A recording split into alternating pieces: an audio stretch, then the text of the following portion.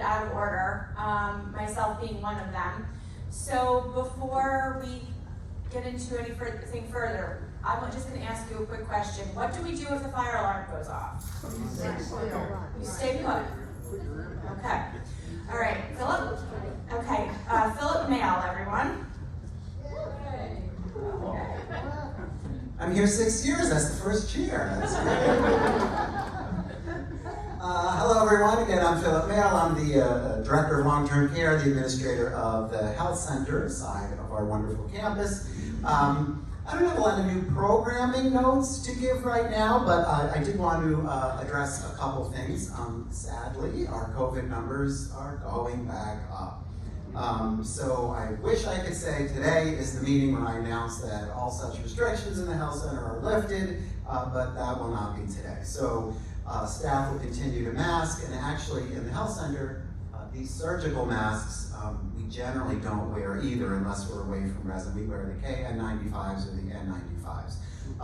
They provide the most amount of protection, and if we actually have a visitor who tests positive and they were exposed on the unit, the presence of those KN95 or N95 masks actually permits us not to put the health center in full lockdown. So as uncomfortable as they are, and I ask you folks, if any of you are visiting, if you have the KN95s or we have them at the desk at reception, that you do wear them, because in the long run, it'll allow the health center to continue to operate with communal dining and group activities and things like that, which obviously we all want.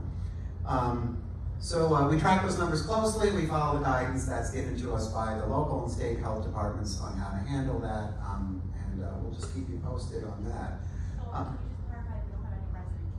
Yes, and presently, most importantly, we do not have any resident cases. Residents of the health center? Correct. In residents of the health center, there are no positive COVID cases. Every once in a while, we come up with a staff member, but once again, because of the presence of the enhanced masks, that allows us not to go into full lockdown, which is good. Any questions on that part? All right, I also just want to address, I mean, you probably heard and you're reading about staffing issues. I wanted to address that. First of all, you can't talk, well, it's not even just healthcare, is it? You go to any of your grocery stores, you go to anywhere you go, there's probably a help wanted sign in the window. We are no different, but we are different in some ways. In retrospect, one of the curses of generally staffing well above the minimum guidelines is when we don't have the staff to what we budget and set staffing for, it feels terrible. But I want to assure everyone that we have not, nor do I anticipate at any time, gone below, there's never been a critical staffing day on a unit where there simply weren't enough people. We have never gone below the minimum set guidelines by law for skilled nursing facilities. Assisted living does not have such a guideline, but we have not gone below. So I wanted to assuage any concerns that might be there that we simply don't have enough people on the units. That's not true. We've had to do some creative staffing and have some people come in, but there is no shortage of resources being spent to try to get our staffing back up to where we like it to be. And that's in terms of recruitments and advertising and all sorts of incentives and things like that. How can you help? If you know someone who works in healthcare in your families, send them a box of chocolate and an application to Woodland Pond, and that'll go a long way. Anybody have any questions about the health center or anything that's going on there? All right, thank you very much. Stay cool. Thank you, Philip. Thank you. So that's actually a great introduction because I wanted to talk a little bit about COVID today also. So we are seeing more cases. If you had seen my weekly address yesterday, I had indicated that we had decided back in the spring that we would continue to announce health center positive cases in staff and residents because that's required by regulation. But that in independent living, because we expect perpetually to have cases now, this is something we're going to all need to live with, but unless we have an outbreak or really a significant uptick in causally related cases. We were not going to report them every time. Many of you reported that provides sort of like a triggering reaction to you when you see a constant new update of a case. So what we are doing is we're focusing on contact tracing. We do have an independent living resident that tested positive today. And we are doing contact tracing. We are, folks that are in that person's inner circle, we're asking them to quarantine, and contact tracing. So for the purposes of today's conversation, and all of you have been there through this with us, well, some of you are new, but those of you that have been here know, we try to be responsive to the circumstances as they arise. We try to predict, but we don't try to we don't want to put this community back into a complete restricted status. We want to be cautious, so I'm going to ask all of you is the following. Please, if you have any symptoms of illness at all, even if it's stomach stuff, please don't go out into congregate areas, because right now COVID is presenting in a lot of different ways. So it's not just respiratory, it's not a fever necessarily, it's presenting in a lot of different ways. So if you have symptoms of any illness, and they don't resolve within a couple of hours, like maybe it's just shed stomach, please just stay in and contact one of our nurses, okay? Angel will be back this weekend, so we'll have an RN here 7 days a week. Again, Angel's on vacation and time off. So Mary Jo is here during the week. Angel's here on the weekend. If you don't know their numbers, you can contact concierge and they can put you in touch, but you should be letting us know what you're experiencing, and please stay in. If we are concerned, we're probably going to recommend that you have a COVID test. If you independently test with your own kit or a kit that you get for free from the concierge, and you test positive, please let us know right away. And I would encourage all of you to start thinking about contact tracing in the way that we thought about this a couple of years ago. So somehow thinking to yourself, if I found out I was COVID positive today, how would I remember? It's really a 5 to 7 day window now. It used to be 14, it's not that anymore. But how would I let Woodland Pond know, or how would I let my friends know going back about 5 days that we had close contact? You might feel more comfortable wearing a mask in settings when you can comfortably. That's a recommendation that you can take or leave. This is at your own comfort level, but that's where we are today. What I think I will do is, rather than reporting out every new case as they arise, is, unless there is an outbreak, maybe I'll just include a standard count back in the Chanticleer again, so that every Friday you know, we've got 2 cases in independent living, or whatever the case may be. So that this way you have the information, you can ensure that it's not an outbreak because I haven't reported it as such, and then you can at least have a comfort level as to where we are. If at any time we become aware that any of you have been exposed, you will receive a phone call from us. But again, all of this relies on us communicating with each other. So step 1 is focus on your own signs and symptoms. Stay in if you don't feel well. Communicate with us what the trouble is. If you become aware that you were exposed by someone from the outside, please let us know that as well, and we'll provide you instructions. But we need to be safe at this point.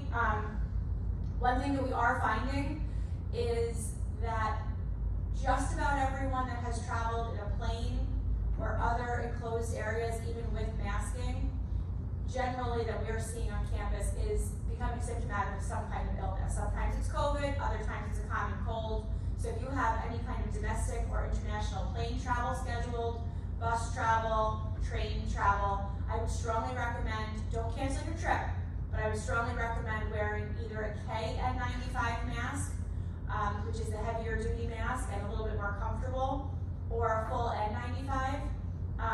The trouble with the N95 is that oftentimes they don't fit that well because they're extremely rigid, so they're a very rigid mask. The KN95 provides almost just as much protection as the N95, but you can fit it more easily around your face. So let me take any questions on that. Okay, let me not take any questions on that. Yes, sir. Jason will give you a mic. I just want to say one thing. many of the N95 masks are not the hard type of mask. This is an N95. This is an N95 mask. That's a full N95? Full N95 mask. Okay. It's an American-made mask. Huh. Would you like to stand up and show it off to your neighbors? The duck bill, you mean? Yes, the duck bill. The duck, yeah, this is the duck billing, and it's recommended by, No. this particular one is recommended by Wirecutter, which is the New York Times consumer reports type of publication. And it's made by a very famous company, and I forgot the name Lloyd, can you send me that information if you have it? of it. Yeah. Okay, that'd be great. Other questions or comments? Anna, can you please stand up? Oh, there she is. That's my little one. That's Anna, my daughter, and her friend Mackenzie, who's visiting. I think one of them had a question or comment that they wanted to make. Jason, can you bring them the mic, please? Mackenzie, it's okay. This is a friendly audience. This is going to have to be directed to the camera because we don't have anyone from dining here. It's not very nice. Okay, why is the lemonade so bad? It's so bad. Why is lemonade so bad? Can you elaborate on that? What's wrong with the lemonade? It's really sweet. It's like really, it's just bad. It's not very Lemonade. The girls ate lunch in the dining room today and they found the lemonade to be far too sweet. Yeah. So we're registering We a need to change complaint. up. Yes. Nobody heard from dining. I don't know where it comes from. Does anybody else ever drink the lemonade here and find it to be too sweet? You agree, Halima? Look at girls. Oh, look. A lot of head shakes. Thank you, girls. You contributed much to this meeting. Thank you. And come again. So beyond that, I know Tom's going to talk about the water shut off. I didn't really have a lot of things on my agenda today. I have a residents council meeting tomorrow, invitation, so we'll have that. And things have kind of been cooking along, and everybody will have their own updates. But does anybody have any questions or comments for me? Jason? And if you would, residents, because we have a lot of new faces, not just say your name. Sure. I'm Mary Lou Dillon. We live on the 5th floor in North. Yes. We've received several forms to fill out concerning insurance and where we would stay in the event that something were to happen. And I have a question. In our renter's insurance, if there's a leak or something that causes destruction of our property or something like that, it's covered. Mm-hmm. However, and they were very clear about this, in the event of a flood, and that caused problems in the apartments, it would not be covered. And so I'm wondering, as an entity here, does your insurance cover us in the event of like a natural disaster of some sort? You know, I actually have not looked into the natural disaster piece of it in terms of coverage for your stuff. So let me research that. We have a very good idea of how our insurance covers internal floods from a sprinkler pipe burst or those kinds of things. And Christy, our director of finance, is not here, so I will make myself a note to look into that question. So it's how, if at all, would our property insurance cover your personal belongings in the event of a natural flood type situation or natural disaster? Okay, I will have to look into that, Mary Lou. Thank you. And welcome to the meeting. No. Please answer if Woodland Pond is at fault, if your insurance covers it. No, that was not the question. Flood, but just So anything, so the general gist of this is that you have to maintain your own insurance for your own stuff, no matter what the source is. If Woodland Pond is at fault in any way, whether it's a sprinkler pipe burst or some intentional act by someone at Woodland Pond, and your items become damaged, your policy will still cover your items, but Woodland Pond will cover the deductible or any out-of-pocket costs that you have. So you will be made whole if it's not your fault. Whether it's your neighbor's fault, it will go on their insurance, it's our fault, it will go on our insurance, but in terms of the coverage, but you still have to open a claim, and Christy will help you with that. So that's how that works. Other questions? How about Michelle? I got a question, but, I know we had spoken about, you making contact with the nursing schools. Yes. As far as, recruitment. Yeah. Did that work out? I never asked you. So, for those that don't know, this is Michelle Cacavano, and she is our president of the Residence Council, longtime affiliate of Mount St. Mary's College here in Newburgh, and they have an excellent nursing program. So I had reached out to Christine Bertay, and she responded affirmatively that she was going to share the job postings that we had. I sent her a couple of additional ones this week. She's at Mount St. Mary's College. She's on vacation or away this week, and so I will check in with her next week on some updated ones. Thank you for asking, and thank you for the resource. All resources welcome.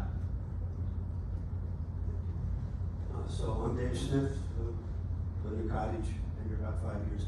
I wanted to say thank you to all of you who I think had at least a tangential, if not a primary role in the filming that occurred here about a month ago, speaking for someone, myself, maybe not for others, who participated in that. I thought it was a great thing for the community, and I hope most everyone else felt that way. Anyway, thank you all. I know you all have some who don't know exactly what you all did. I don't know what you did. You did well.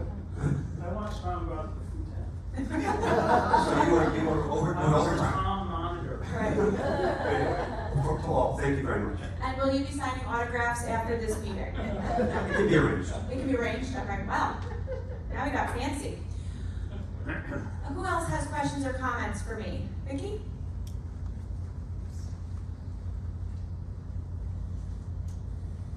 It seems like it's about time for another employee-free store.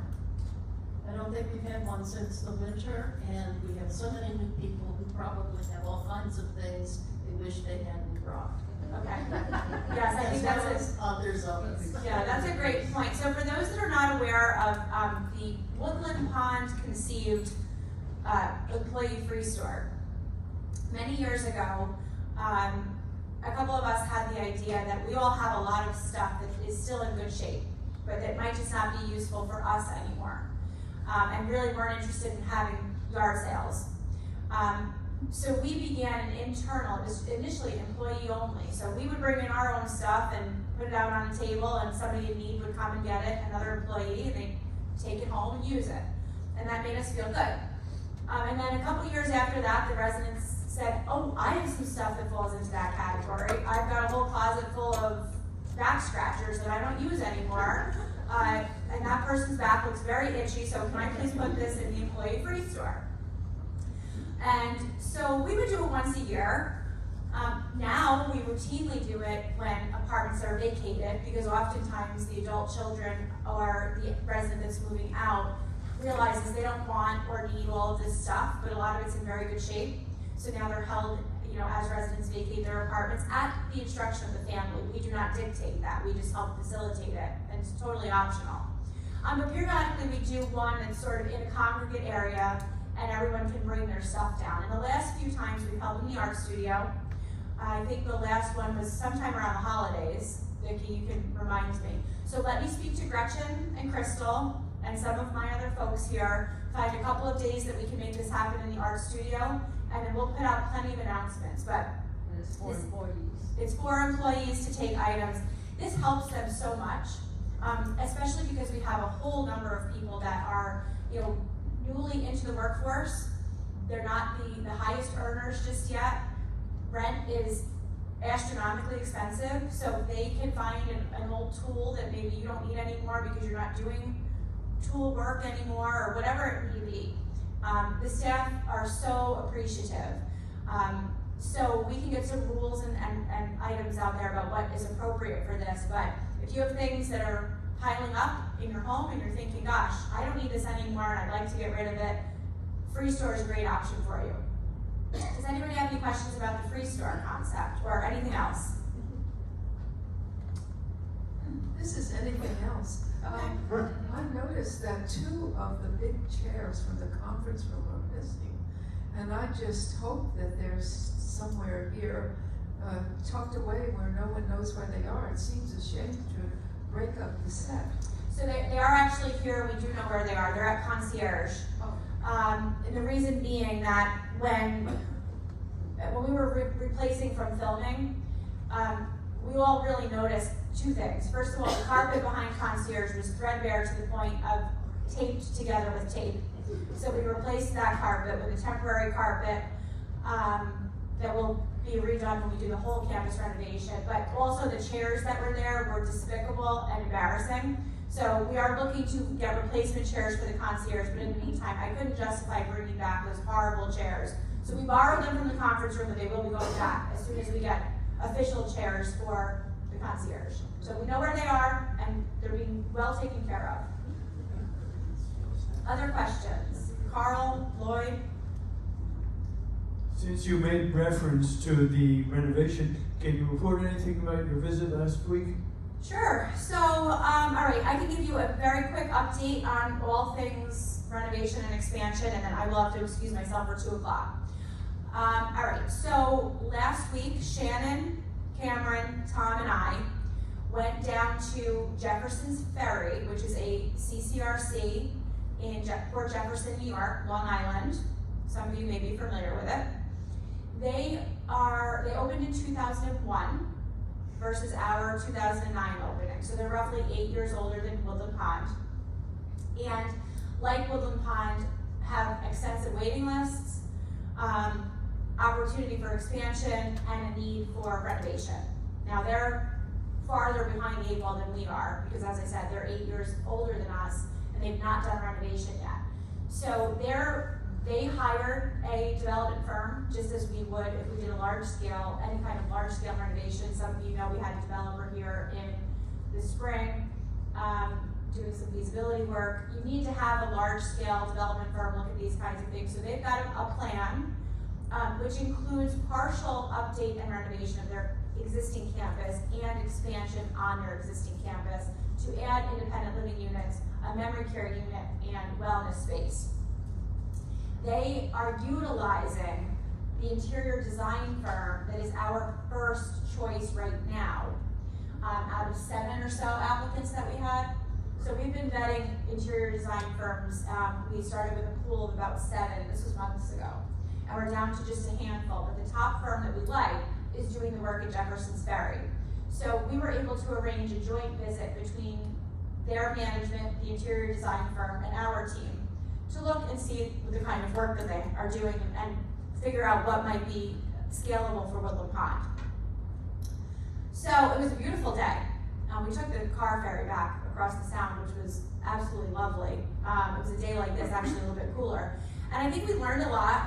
I think the way Jefferson's Ferry is approaching their renovation is different than what Woodland Pond would do, in that they're focused more on expansion than updating the existing campus.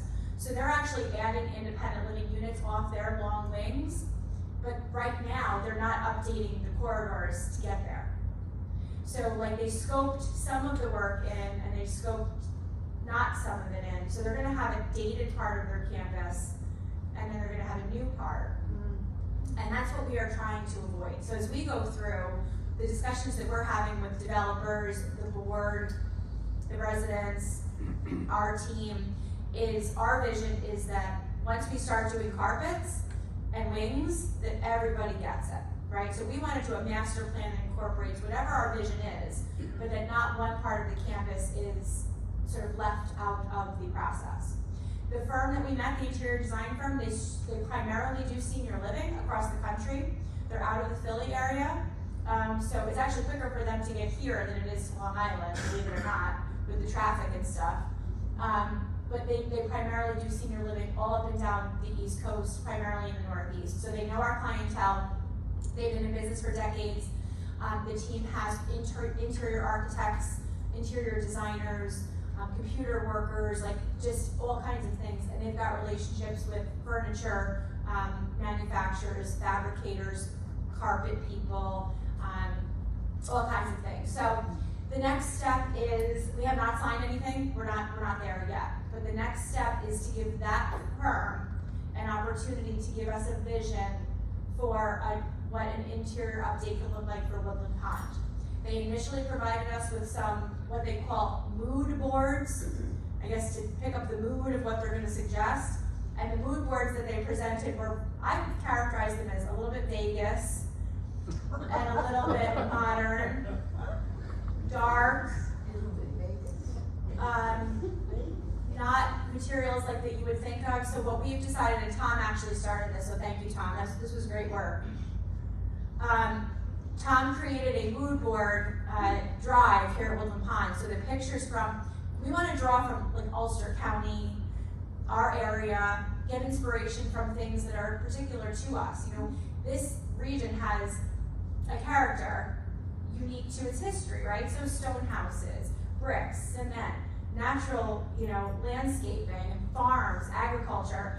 It's not the same things that they pulled from in Long Island, where they've used things like the Hamptons and Montauk as inspiration, and more beach and schooners and seaside, and we're not Vegas. We're neither Vegas nor schooners. So How about Mossy Oaks? Mossy Oaks, that's right. So if by chance any of you is a photographer or interested in photography, and you have any images, particularly interior shots, if that's something that you think might be inspiring from our area, go ahead and send those over to Tom. And Tom will be completing our mood board. But that's where we are on interior design. So we'll send it over to them, and then the interior designers will take our inspiration objects and go from there. Expansion on campus is stalled again. I don't know if any of you have been watching the planning board meetings, but it's rather dysfunctional right now, and I'm not particularly afraid to say that. Right in the midst of our application, both the planning board secretary and the planning board attorney, both are new to their positions, replacing people that have been in their positions for many years. So both are learning their way, and both are looking at this all with a fresh set of eyes. So what should have at the outside taken 4 months to approve the new cottages, we are 6 months in with no approvals on any of the cottages yet, but we do have a path forward on 2 of the duplexes and a hopeful path forward on the 3rd. So I am hoping that within 6 weeks, you are seeing earth starting to move on this campus. This again is all planning board stuff, so we can't proceed until they are satisfied. And our list of what we owe them keeps changing, and that's probably the most frustrating part. And again, I attribute a lot of this to the fact that there was significant turnover in their key personnel right within the month that we put the application in. So again, we continue to readjust the budgets, make sure the financials look good because inflation is impacting us, of course. The margins still look very good for this project. We're working closely with the Finance Committee of the Residence Council to keep them updated on that. That's a working process.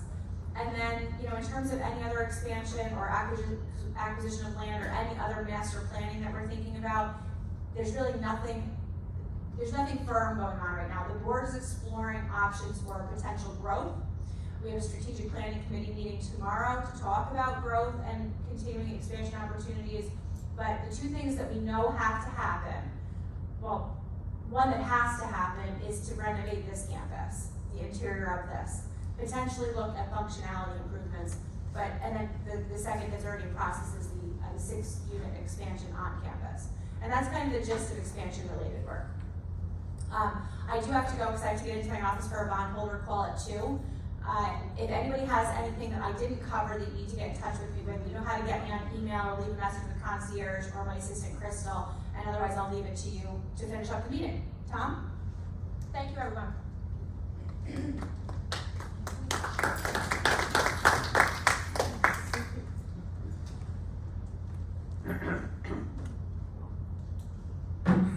Hi, I'm Tom Tango, Director of Plant Operations. We'll talk about a couple things. First one being thank you for your patience today with the water being turned off. We had a valve that turns off water to the health center that wasn't working, and we had no way to turn off water to just the health center. So we had to replace that valve. So to do it, I had to turn all the water off. And things didn't go quite as perfectly as we planned. So it was off a little bit longer than I thought. Well, at least we were able to take showers before the meeting. Good point. So we went back on it, and I appreciate your patience and cooperation on that. And I'm not aware of any water going off soon again. Some other couple things. Also, past couple days and for the next few days, some contractors here are doing the required semi-annual fire inspection, fire detection test. So there's guys that are walking around and they're testing all the fire heads and some other devices.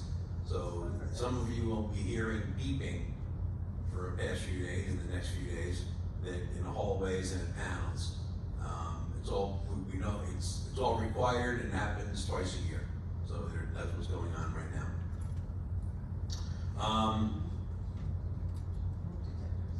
Right, smoke detectors.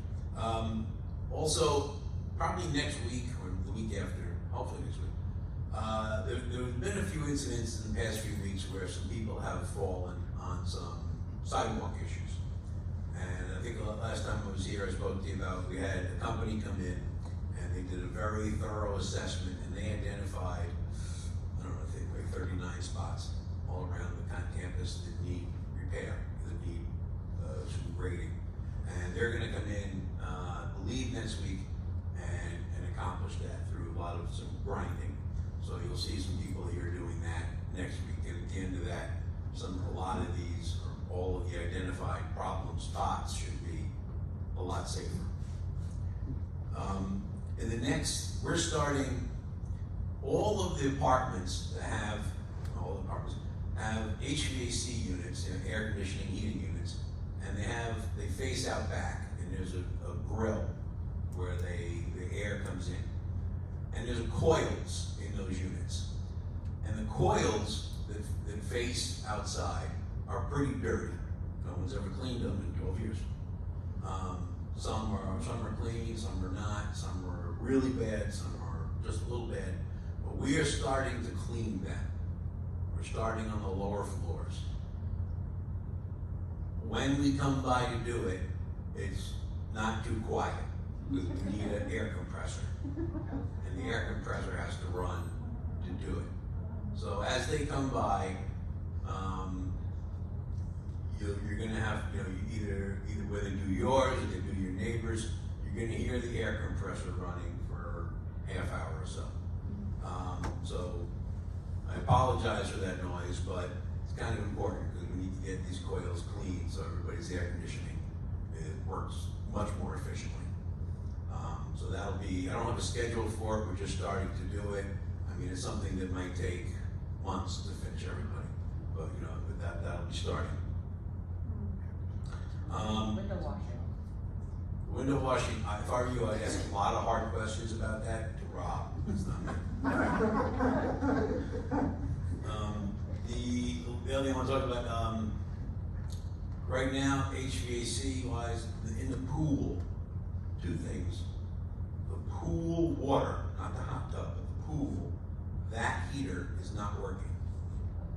That heat, we should get the part we need about 3 o'clock today.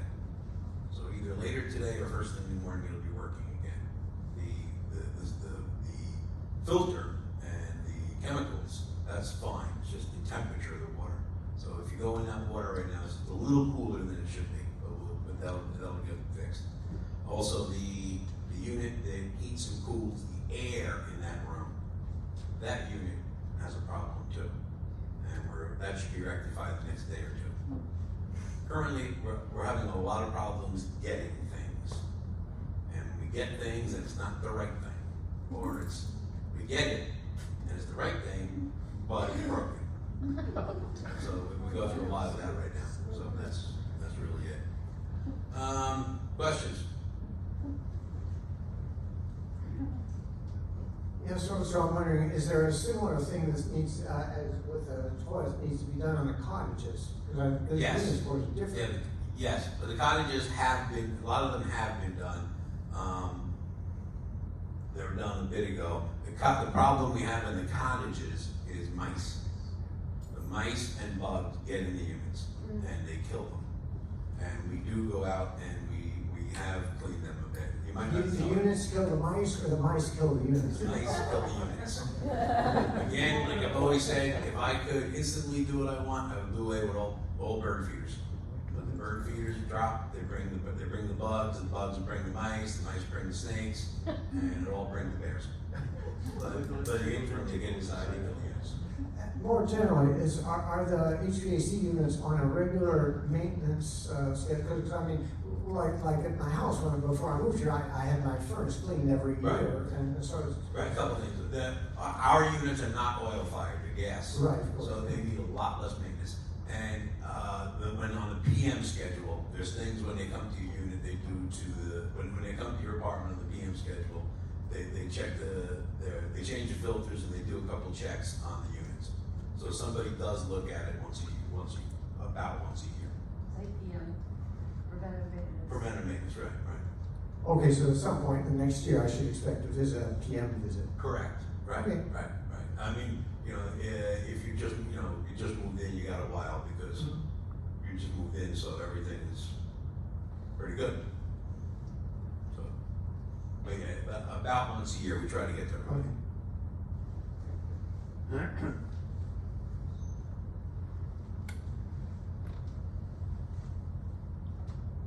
Does the coil face inside the unit, or is it outside the unit where they're gonna blow and make a mess? They're gonna make a mess. The mess is gonna go out of your apartment, not in. It faces outside. And it's a pretty difficult thing to get to because it's on the back of the unit facing outside. So Carl made up this device that gets around it and it does a pretty good job. It's kind of like a little MacGyver thing in there that works good. So the closet has to be accessible. The closet has to be accessible not just for us now, but especially when the building inspector comes around. The closet has to be accessible and it can't be anything stored in it. That's per code. Actually, when we just went down to Jefferson Ferry, they just went through and changed all the doorknobs to all the HVAC closets. So they put locks on it so that nobody can get into them. Because our building inspector just comes around and says, get it out. Their building inspector was finding them. You can't have anything stored, and everybody says the same thing. It's just a broom. Like, it's just there for a minute. But the code doesn't say it's okay if it's just anything. It's nothing, zero. So I know a lot of people do have stuff in there, but when the building inspector comes around, we need to make sure nothing's in there. Anything else? That's it. All right.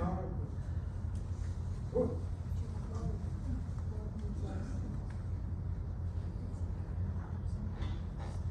Are you saying that just the heating unit is run on gas, or are any other appliances run on gas also? Is the AC on gas? Is the washing machine on gas? Anything else besides? The dryer is on gas and is gas fired, and the heat is gas fired, not the air conditioner and not the range. Right.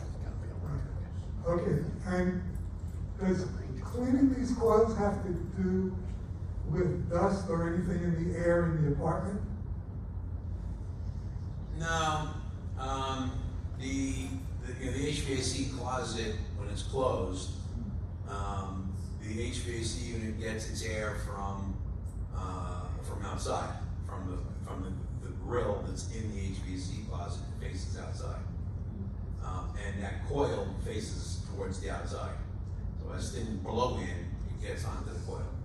So then, what would cause dust in the apartment or particles in the apartment when the air conditioner is turned on? It could be a couple things. It could be dust that's already there, or it could just be a filter. The filters get changed once a year. If you believe you want to change sooner, let us know, we'll come change it. Okay, thanks. All right, thank you. Remember, ask a lot of hard questions to Rob. Okay, we'll see you later, Tom. I'm Robert Dunn, the Director of Environmental Services. Good afternoon, everybody.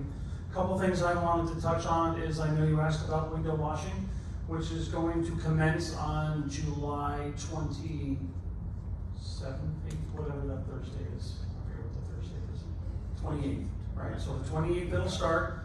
They will be here until August 11th is the window that we have allotted for them. They will come through. They will take your screens out. So please make sure your windowsills are cleared off, on that time. Most generally, when it comes to the schedule, we start on South Wing. I think they usually start on the upper floor and just work their way down. Then they'll work across the Central Wing. And then the Central Wing will also include the Breezeway apartments, the 17, 18, and 19. Usually we count them on the Central Wing. And then move over to North Wing and then the Health Center and so on and so forth.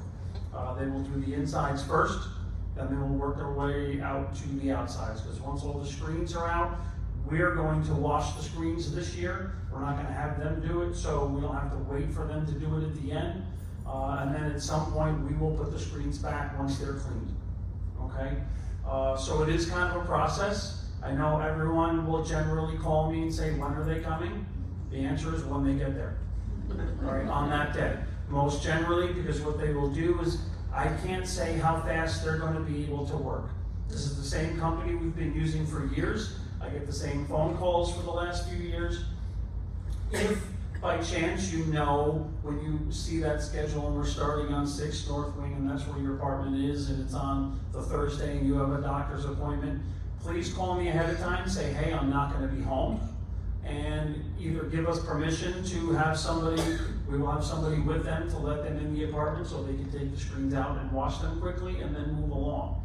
If not, most generally, we've had a makeup day, like one day where we can come back. If we can't make it back within that one day, we're not tracking you around. All right, so we need to just kind of make sure within that time frame. I know it's an inconvenience, but I know you all want your windows washed. So you gotta kind of pick and choose what you want to do there. There are some of you that have glass porches. Anybody here have a glass porch that gets washed? All right, if you choose to get those porches washed, which you can do or you don't have to do, that's not included on what we contract with them. So you would have to, we've arranged a different date, which I will get from the window washer. They're not going to do it while they're here and doing the windows because it really holds them up from their process. Our porches are extremely difficult to wash because of the screening on the bottom and the grate, so they do the best job that they can, and you will pay them directly. All right, if that's something you do. If you want to know, if you want that done, please call me ahead of time so I can give them your apartment number, so when they do come back on that date, we can make those arrangements. Okay? Do you know how much it's gonna be? How much? I can't answer that because I don't pay to have my windows done. I don't know. But I can say, I want to say somewhere, I think somewhere in the $50 range, what we've done in the past. But with COVID and everything else, inflation, it could be in the $60, $70 range now. I don't know. I don't want to assume, but Can you find out? I can find out ahead of time, yes. But I told him to give me the specific day that he will come back and assign just the glass porches to. Okay? One more, go ahead. Do they power wash those screens? Yes, what they use is they use a filtration system. They ionize the water so there's no particles in that water whatsoever. It's the cleanest water you're going to be able to do. And then they will use some sort of, it's like a squeegee or a wand they will come up with on the outside. They're not using ladders, they're not scaling the building with a grappling hook or anything like that. They use a wand that reaches up with that filter and they will clean your windows from the inside. We usually wait till this late in the year because usually by the end of June the pollen is pretty much died down around here. There's no way we can do it in May or June or it's just a waste of money. Any questions on the porch cleanings? Like I said, we will work our way through. Just please try and get anything you have if you know that, okay, you're roughly going to be done Monday or Tuesday, get those windowsills cleaned off and get everything out of the way. If you have something impeding your windows, then they can't get to it, try and get it out of the way, or if you need help. All right, they're not going to come in and move any furniture in front of the window. They can't get to it, they can't get to it. Okay, so just try and arrange that ahead of time. But please call me or Carrie. Carrie's back if you don't know. So we welcome Carrie back. April did a fantastic job while she was away. She kept me sane during the whole point of Carrie being out, so I appreciate your patience during that time, but Carrie is back. The baby is doing extremely well, and I'm sure the baby will come and visit and come to work very soon. All right. The second thing I wanted to cover is also temperatures in the apartments. I've addressed this before. I think we put it in the Chanticleer a few weeks ago. I don't know if it was in this week's, but if it's 70, I think we picked a temperature of above 79 degrees in your apartment, we will not do the cleaning on that day. All right? I've instructed the housekeepers to just go on to the next cleaning and do something else. We've said this numerous of times, and I've said it numerous of times. It's extremely hot in some of these apartments. I understand that that's comfortable for you. But for a housekeeper to come in with a mask and clean and do the physical work they're doing, they come down and they're sweating and they're out of breath. It's just not a condition for somebody that they should be working in. All right, we can control that. Turn the AC on prior to them getting there. If you turn the AC on as soon as they show up at the door, it's not going to cool off until by the time they leave. So we're not going to do that cleaning. All right, I'm not going to make that cleaning up. All right, we'll see you in 2 weeks after that. It's very hot this week. I know it's an inconvenience, especially if those are getting up at 8:15 for your cleanings. I totally get it, but it's once every 2 weeks. All right, it's once every 2 weeks you're having your cleaning done. So try and just keep it around mid-70s or whatever works, just to have them in a comfortable environment to work in. Understand what they're going through on a daily basis. All right. Any questions on that? Go ahead. Oh, wait for the microphone. Sorry, Jason's coming.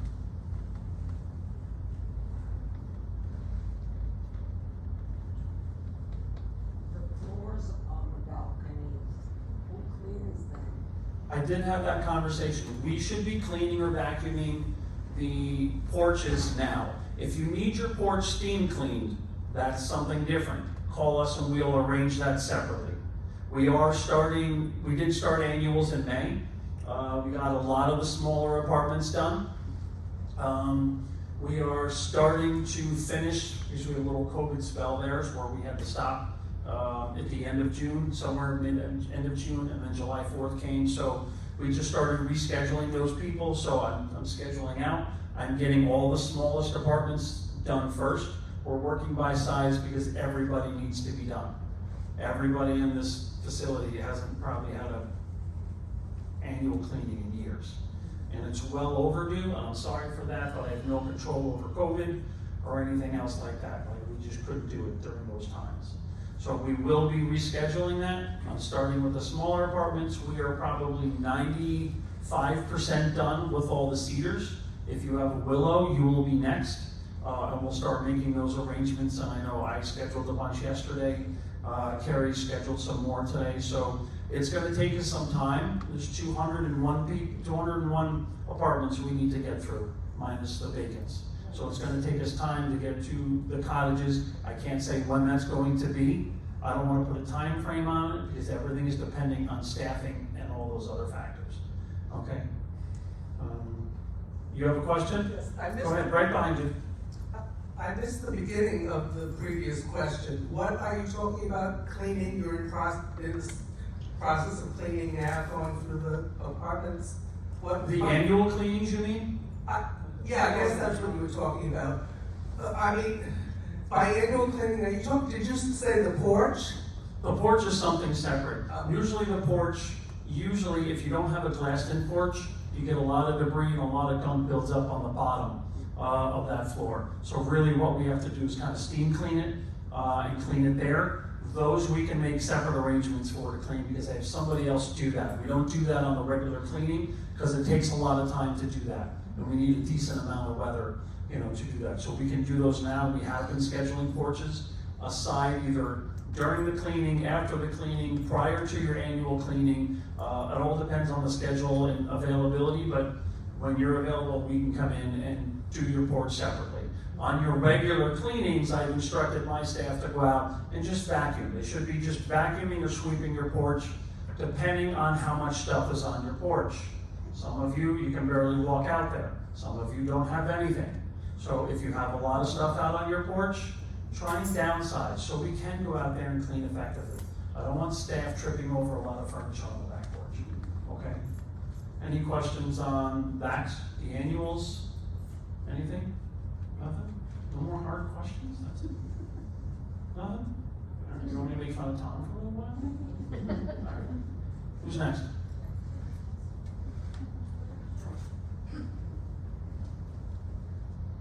Hi everyone, I'm Shannon Spatoro, the Director of Marketing.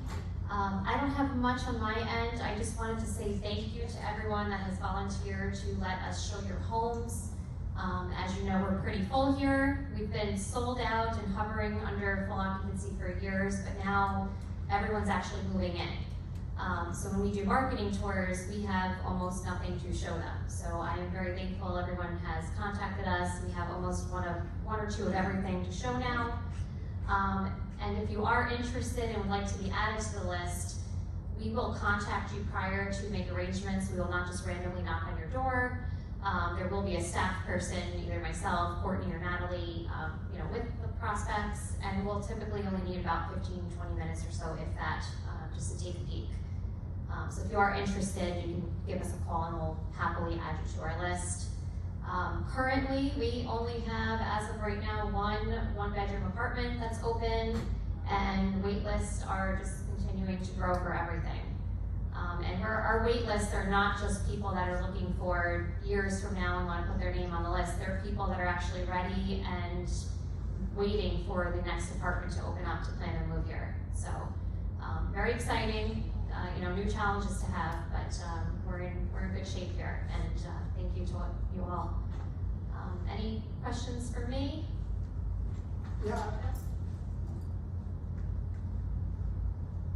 Yeah, I was curious, I mean, numerical, how long is the wait list? There's a different wait list for every single apartment style and the cottages, so it really depends on what they're waiting for. And I mean, turnover is not something we can easily judge as to when and how long it'll take, of course, but the list, each size has its own list. The cottages have the longest wait list. There are 15 people for the existing white birch cottages.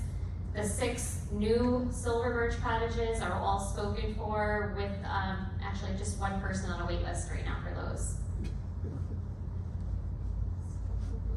Any more questions? All right, thank you. Thank you, Shannon. Hi everybody, I'm Bridget Blum, Director of Human Resources, and I know Philip Mail, the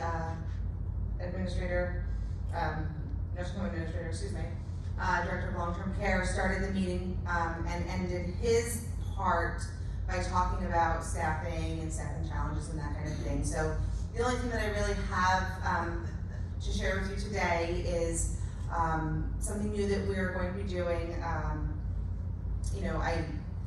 We recognize that recruitment is a challenge, and we're always looking for new ways to be inventive and to try to find people, locate people. And I had put in the Chanticleer last week that we have ordered some yard signs, and I don't know if you're familiar with what exactly they are, but it's similar to the political signs that you might see around in the fall or whenever there's some sort of a political event happening. So it's a 2-sided sign, and it's a very basic sign, and it just announces the fact that we are doing open interviews every Wednesday. So that's exactly what it says. Woodland Pond, Hudson Valley's premier CCRC, open interviews Wednesday, and then it has the times. It doesn't say a date, obviously, because it's every Wednesday. So, and then, it has our website address. What I'm asking of the leadership team is that everyone on the leadership team take 2 signs and put them sort of in their neck of the woods, or where they live, where they come to Woodland Pond from, and that's to help cast a wider net. We don't need 50 signs up and down North Putts Corner Road or on 299 saying, come apply at Woodland Pond. What we need is to get those signs out to areas where people are not familiar with Woodland Pond. And yes, I know a lot of people who live right down the road don't even know we're here, that kind of thing. But I really think that having the leadership team take the lead and take the signs and put them in their areas will be helpful to at least cast a much wider net than what we have here in New Paltz. So that's what we're gonna try, that's the sort of the next step in the process, and, you know, we're willing to try anything to see, if it will help. I am, full disclosure, not a particular fan of those types of signs. I find them to be borderline,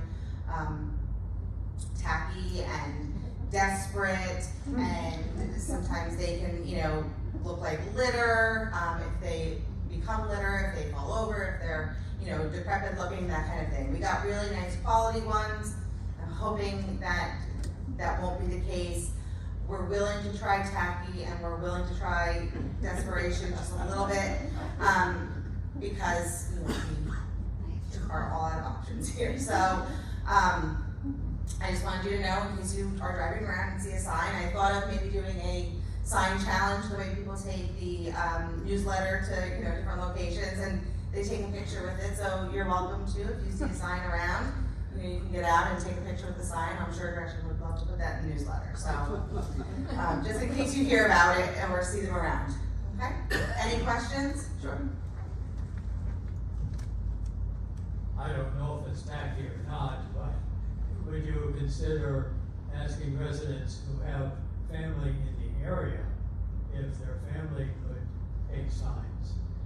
So that could definitely be the next phase. You know, what we have ordered is an amount that we think we will be able to you know, distribute and not have, the last thing I wanted was for them to be, you know, a trunk buddy of somebody's, right? So I didn't want someone to take it, put it in their trunk, and actually never put it out. So this is first phase. We've, you know, secured and ordered and received the signs that we're going to be using, but that's certainly something, if we see that these become profitable for us in the sense that they're going to actually have a return on the investment, people are coming and saying, oh, I saw the sign and that kind of thing, absolutely. And it could be different from, you know, these ones are really focused on the fact that we're having the open interviews, but it's going to serve a dual purpose, because it could lead someone to our website. So, you know, we can definitely keep that in mind for future. Vicki? Ulster County Fair is coming soon, so a few along that road would, I think, put a lot of people in the county aware of us. Sure, I think that's a great suggestion. We actually looked into, just to expand on that a little bit, we looked into, Cameron, you made the outreach, or did Crystal? Crystal, okay. Crystal contacted the Ulster County Fair, Dutchess County Fair, to find out about, you know, if they have opportunities for booths and stuff like that. And it was beyond the realm of what we were able to commit to.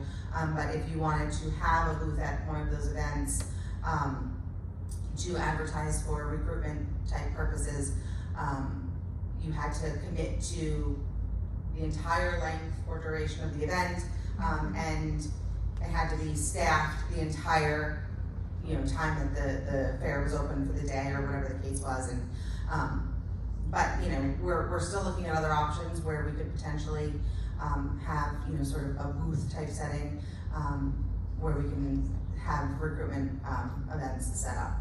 So I just wanted to share that as well. Oh, behind you, Jason.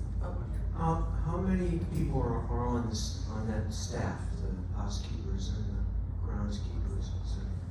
So staff altogether, we have about a little less than 280 employees altogether, and the housekeeping staff is probably about 30 of those. Dining is our largest department. For sure, they have over 80 staff members, and maintenance is probably around 15 to 18 if I had to take a guess. I don't know the exact numbers, I just know the total head count. Just because we have per diem employees and stuff like that. So, you know, some departments, same thing with housekeeping, you know, it might not be the full-timers or the part-timers, but we have some per diem staff. Do you happen to know, because I don't, if Ulster Community College has a workforce development program? Because if they do, they would be an excellent outreach for you. And the same thing with Yeah, so we work with Orange Community College, we work with Ulster and Dutchess BOCES, we work with Ulster County Community College, Dutchess County Community College, Mount St. Mary College. We attend all of their, recruiting events that they invite us to. If it's BOCES is a huge resource for us, especially in this area, Ulster BOCES. They have the nursing students, high school students who are looking at health occupations. We do a lot with that program. They also have, dining and, small engine repair and electrical type programs. So we are in constant contact with them and are, they're definitely a resource for us. We send staff there for ladder up type trainings and also, like I said, attend their recruiting events and that kind of thing. So we definitely are fortunate with the connections that we have in this area in terms of the different educational institutions. We're very rich in educational opportunities and organizations that churn out students, but at the same time we are equally as rich in healthcare facilities that suck them right up. So, we're just all competing against each other constantly for the same pool of folks. It's definitely a challenge. How have your employee referral bonuses worked out? That's absolutely our best method or source of recruitment, for sure. Staff, they appreciate the opportunity to earn the referral bonus, and they make their referrals. We have certain staff who are constant referrers, and that's great. And we get great candidates from that. So it's by far our most successful program. When's the next blood drive? When is the next blood drive? That was the question. I am hoping for mid to late fall.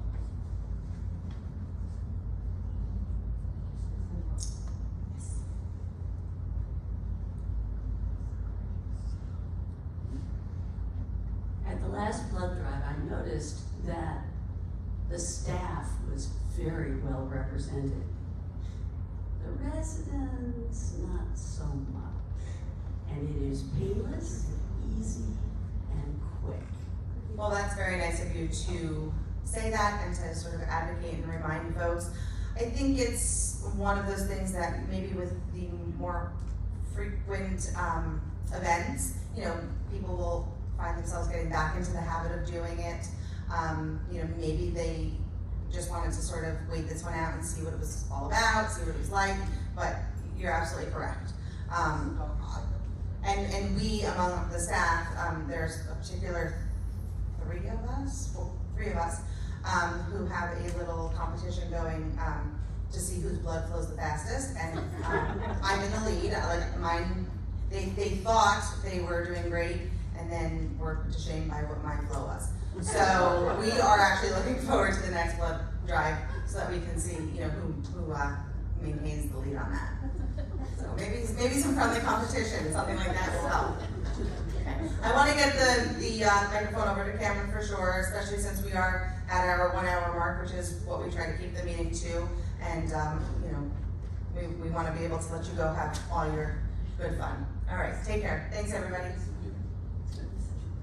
Hi everyone, it's nice to see you all. My name is Cameron Ilkner. I will be going over some resident services issues and topics and anything that's miscellaneous. I want to start by going over annual wellness visits. We included this in the Chanticleer last week and maybe the week before, but I just kind of wanted to debrief what this exactly is. It's new to me, obviously, as I'm fairly new to Woodland Pond as well. But basically an annual wellness visit has the intent of basically just a check-in, if you will. So this just acts as some type of tool that we can use to stay in contact with you as our residents and make sure that we have everything up to date as far as residency issues and information, medical issues and information, all of the above. So basically what I had done to pick up on this process was create a resident annual visit guide. So I won't go through the whole thing, but you'll notice that when I come around to do these annual visits that I'll have this with me. And again, I don't need to go through this, but I just kind of wanted to let you know that I will be scheduling them with you. And if you can, to have certain information prepared. So that type of information would include any type of advanced directives, any type of insurance policies, which includes renter's insurance, pet insurance that you might have, health insurance that you might have, vehicle insurance that you might have, any of the above again. Beyond that includes the emergency packet that all of you typically have done with Mary Jo or maybe Angel. If you can have your most recent emergency packet available and ready for discussion, that would be favorable. We can go through that, and beyond that, I mean, it's really anything that you'd like to bring to the table. That includes maintenance issues, housekeeping issues, anything that you feel like you need to address with me or somebody else that's a part of management or leadership. I can act as that liaison for that director or employee. Do we have any questions about that?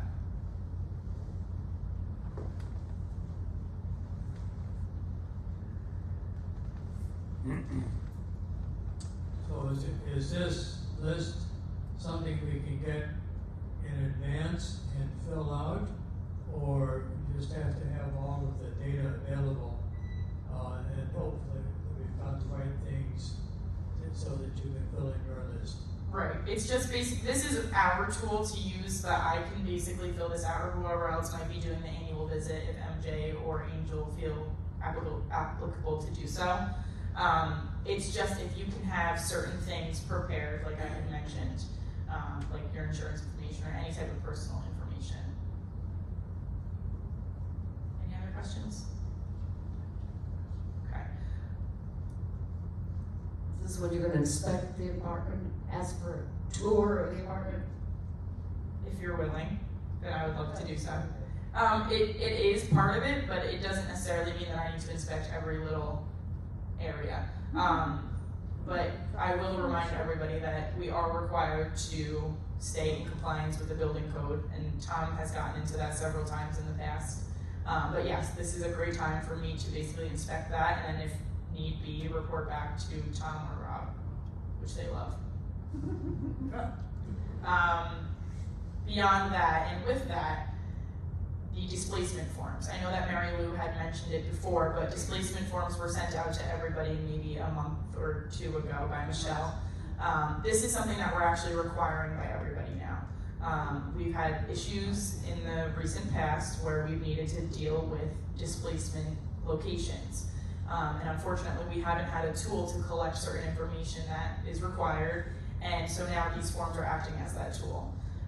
You can find a form at concierge if needed, or I can provide you a form, somebody can email it to you however you prefer, but if you could get concierge or myself one of those forms as soon as possible, I would appreciate it.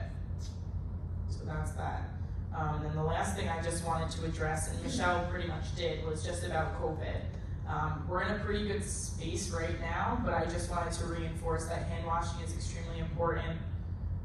Health practices, again, extremely important. I know that right now it's kind of at a low because of summertime, but please just keep in mind everybody's health and well-being. Do you have any questions at all? Not a question, just a comment following on Dave Smith's comment at the beginning of the meeting. You were the point person for Mossy Oaks. You got us on buses at 6:15, emailed us at 9 o'clock at night to tell us the next day. You talked about wardrobe, you helped us with payroll. You were great. Thank you. Thank you, I appreciate it. It was a fun time though. I said I would have never been able to experience it if they weren't here. So I enjoyed it. It was a lot, but I enjoyed it. Thank you. Anybody else? Okay. Jason? Nothing? I'm not. Anything for Jason? He loves it. If anyone has questions about anything, if not, we can end the meeting and I'll put my topics in the chandelier. All right, thank you. Thanks for coming. Wow, great. How are you doing with your audio? For